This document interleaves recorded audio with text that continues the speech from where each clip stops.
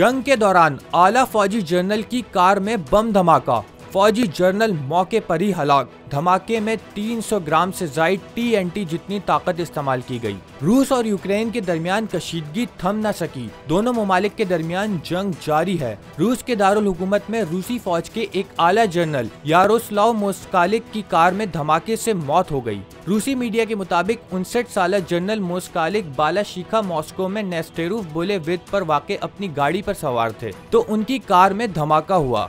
धमाका गाड़ी के गैस सिलेंडर के करीब लगाए गए एक आले से किया गया था, जिसे दूर से डेटोनेट किया गया।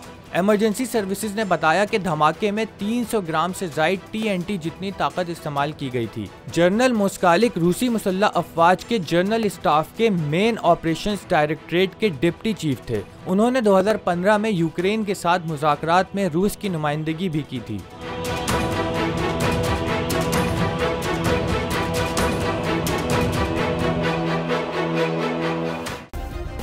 सब्सक्राइब करें और बेल दबाएं ताकि कोई खबर रह न जाए।